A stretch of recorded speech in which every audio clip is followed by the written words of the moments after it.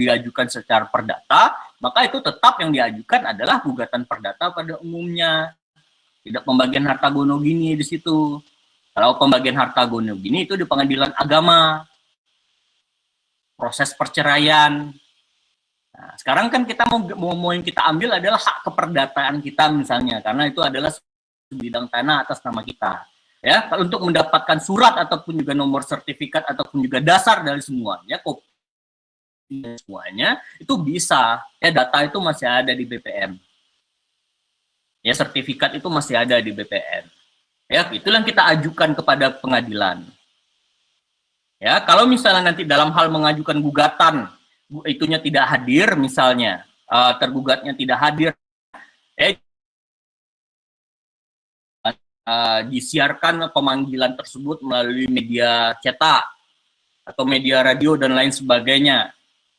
Ya, dalam jangka waktu tertentu misalnya setelah ditetapkan pengadilan, pengadilan bisa mengambil keputusan.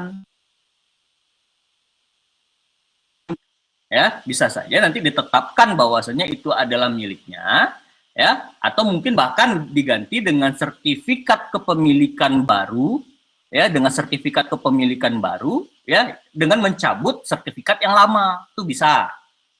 Itu tergantung putusan pengadilan, nanti proses namanya. Kita nggak tahu namanya proses itu, kita tidak spekulasi.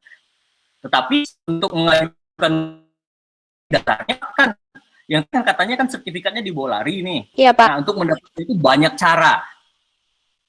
Yang penting substansi dari gugatan itu jangan lari.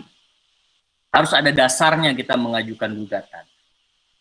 Apa putusan pengadilan kita tidak bisa berspekulasi. Tidak bisa mengira-ngira, tidak bisa menebak. Ya, yang penting dalam gugatan tadi kita bunyikan semuanya. Bahwasanya di atas sebidang tanah tadi ya dibangun sebuah rumah pada tahun sekian sekian sekian sekian. Bahkan dinyatakan di situ bahwa pada tahun sekian ya antara penggugat dan tergugat sudah bercerai berdasarkan surat akta perceraian nomor sekian sekian sekian sekian. Nah, sekarang ini kan merasakan isinya kan bagaimana kan tanah sertifikat kita dilarikan. Nah, misalnya seperti itu. Nah, kalau misalnya di dalam itu ditemukan unsur pidana, boleh diajukan ke pidana. Kalau tidak ditemukan unsur pidana di dalamnya, maka itu kita ingin mengambil hak kita saja. Tergantung nanti ya dari pengadilan tadi memutuskan apa. Bisa saja memutuskan sebidang tanah tadi lengkap dengan rumahnya menjadi hak milik kita. Atau dengan cara lain. Kita tidak bisa berspekulasi untuk itu. Itu putusan pengadilan berdasarkan pertimbangan hakim namanya. Nah, gitu ya kira-kira ya sesi. Mas, jawabannya. Oke, dari substansi gugatan tadi ada yang mau dipertanyakan tidak dari surat gugatan? Pak, saya belum paham maksud dari misalnya ada kuasa hukum dengan tidak kuasa hukum. Pak, mengapa kok tidak disebut lagi nama Tuan Randy? Pak, gugatan tadi apa saja isinya yang boleh kami sampaikan di situ? Misalnya, boleh silakan kalau mau ditanyakan dari substansi gugatan.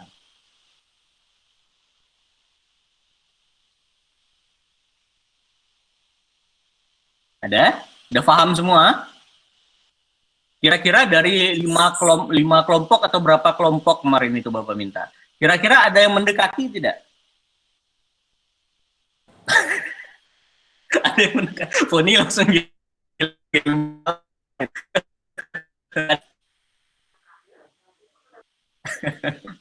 atau ada tidak Pak?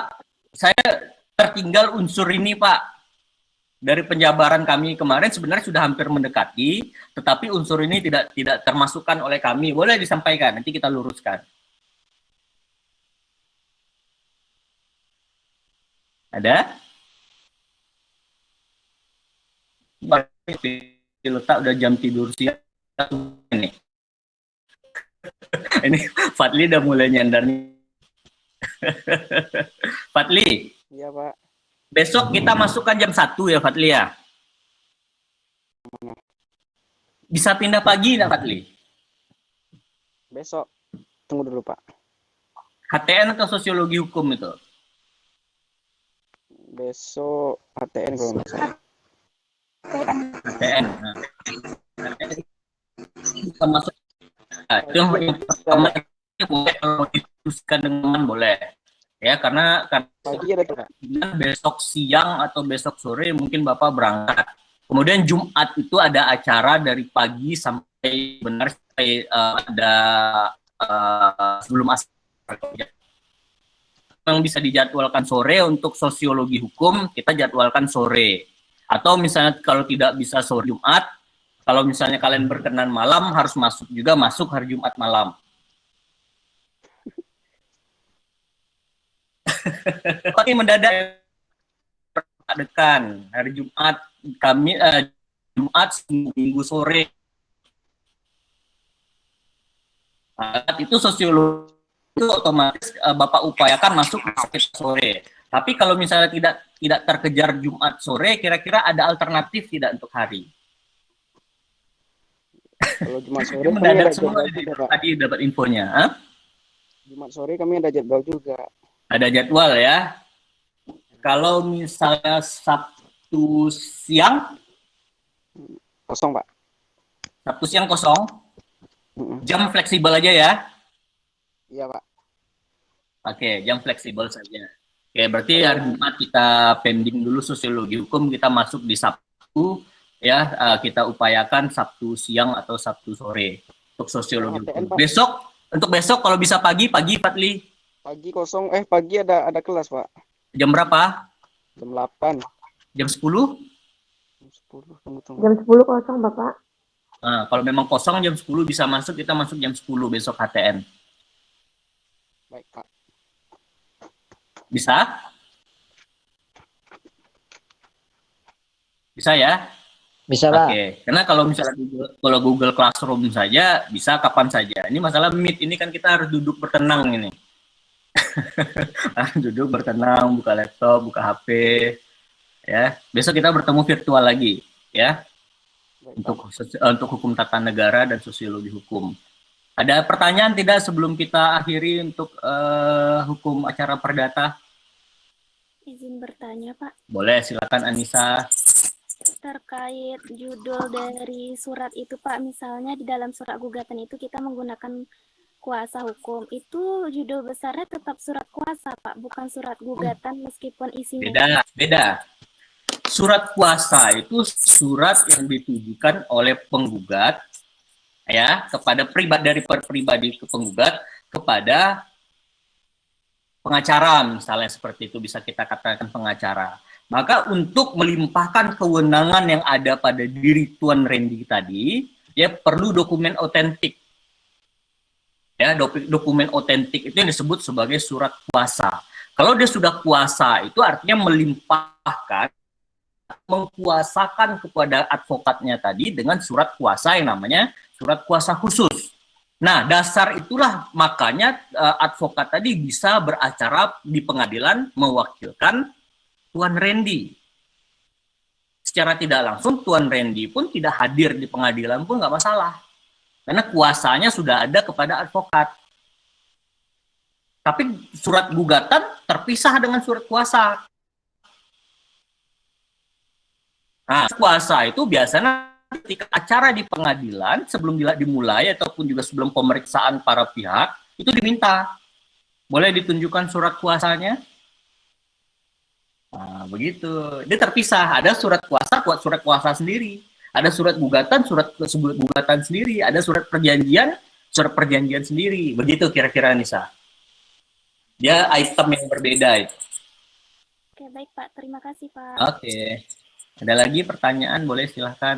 Yang penting paham konsep dulu. Karena kalau tidak paham konsep, ya sulit nanti kita ke depannya prakteknya. Ya, yang penting dalam sebuah surat gugatan tadi ada identitas para pihak. Kemudian nanti ada lagi dalil. Dalil itu adalah dasar kita mengajukan gugatan. Kalau kita mau menuntut sesuatu, ada dasarnya. Mau menuntut sesuatu, ada dasarnya. Kita mau menuntut ganti rugi, kita jelaskan di dalil.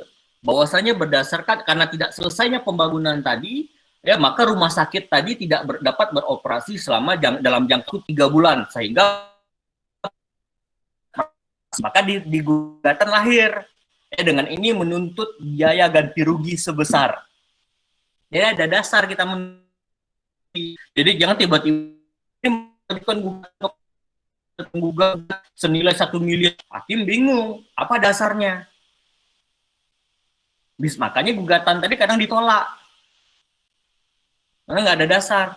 Sedangkan sudah ada dasarnya belum tentu dikabulkan, apalagi nggak ada dasar. Nah, maka di dalil tadi dia harus rinci. Apapun bentuknya itu sampaikan di dalil. Maka dalil itu bisa sampai 3-4 halaman kadang. Kalau dalam gugatan resminya. Nah, karena dia dirinci satu persatu. Bahkan peristiwa itu disampaikan di situ. Rinci. Karena kita sekarang ini tidak membuat gugatan itu secara substansi sampai ke akar-akarnya. Kita hanya menjabarkan garis besarnya saja. Harus ada ini, dan ini. Boleh yang dari bagian-bagian tadi boleh dirinci kembali tergantung kebutuhan kita. Makanya tadi selalu Bapak katakan kita menggugat itu untuk menang, bukan coba-coba. Ya, yang coba-coba itu caplang. Ya, iklan ya.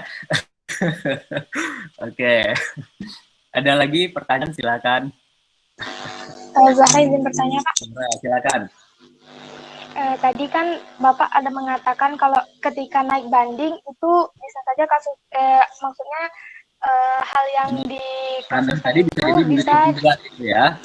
Bisa dimenangkan oleh tergugat. Nah, itu tuh apa saja faktor yang bisa menyebabkan tergugat itu bisa menang, Pak? Gitu. Pembuktian dengan proses. Bisa saja dalam prosesnya nanti dibanding, dia punya argumen yang kuat, punya bukti yang kuat, ya sehingga pengadilan tinggi, ya Mahkamah Agung punya pendapat lain. Ya, bisa punya pendapat lain dan bahkan bisa tergugat dimenangkan. Tanah yang tadi seharusnya milik penggugat tadi dinyatakan oleh tergugat, dinyatakan oleh pengadilan tinggi bahwasanya itu merupakan milik penggugat. Maka milik tergugat, maka penggugat tidak ada hak lagi karena sudah ada putusan banding. Nah, kalau sudah ada putusan banding seperti itu, upaya terakhir yang bisa dilakukan penggugat adalah kasasi. Dia ingin mencoba lagi, berusaha lagi, berupaya lagi ke Mahkamah Agung, namanya kasasi, itu upaya terakhir sekali. Nggak ada lagi upaya selain itu, kecuali yang tadi Bapak katakan novum baru tadi. Namanya peninjauan kembali.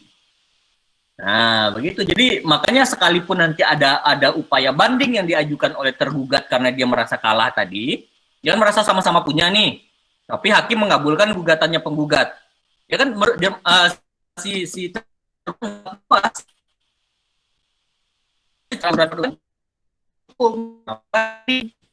bisa banding juga nanti itu jadi tergugat.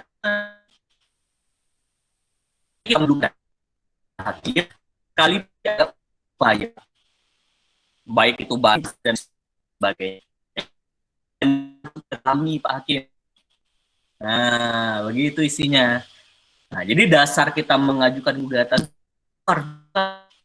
karena nanti ada pembuktian terbalik namanya. Contoh misalnya sertifikat kita 2010, dia keluar 2017 misalnya, kan baru itu keluarnya. Hakim bisa melakukan pembuktian terbalik, menelusuri asal usul. Itu makanya perlu disampaikan bahwasanya batas utara saya tuan ini. Kalau hakim punya pendapat lain, silakan panggilkan, hadirkan tuan ini sebagai untuk dimintai keterangannya. Atau kalau kita punya AJB, misalnya akta jual beli tanah misalnya, ya tahun sekian. Oh ini panggil dulu nih saksinya siapa, ada Pak RT, ada ini, panggil pengadilan. Nanti kita mintai keterangannya. Itu namanya pembuktian terbalik nanti. Ditelusuri asal usulnya siapa. Sehingga nanti dari proses ini tadi, hakim punya pertimbangan. Dengan ini memutuskan bahwasanya tanah ini adalah milik siapa. Nah, begitu kira-kira dia Zahra. Oke, Pak. Terima kasih, Pak. Oke.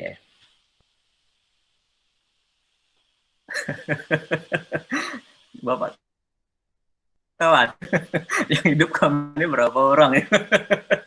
Nanti Bapak siap-siap berkuar-kuar, ini nggak ada di balik layar. Oke, cukup ya? Ada lagi? Terakhir boleh satu orang?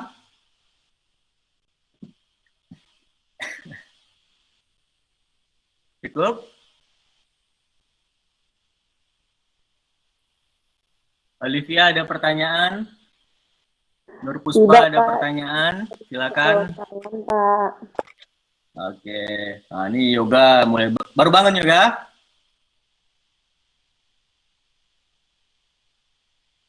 Pembahasan kita tadi yoga nggak dapat dikata. Ya, Pak. Apa pembahasan kita tadi? Tidak dapat dikata. Yang tentang apa, Pak? Hukum acara perdata, Pak. Ya, pasti tentu bukan tentang HTN ya. Yang tentang itu, Pak. Yang dia Zahra bertanya, Pak, apakah tergugat tuh bisa nggak? Kenapa dia bisa mendapat ibaratnya menang lah, Pak, kalau bahasa apanya gitu, Pak. Oke, mantap. Ya. Oke. Ada lagi pertanyaan silakan. Kalau ada pertanyaan silakan sebelum kita akhiri.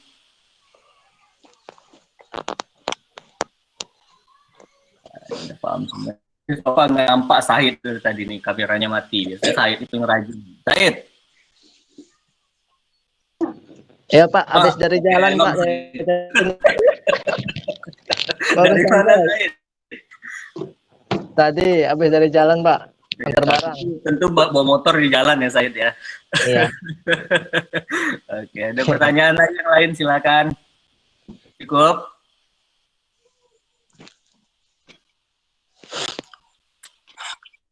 Oke, cukup. Ya, dan paham semua. Saya nanti dipercaya paham, silakan dipertanyakan kembali.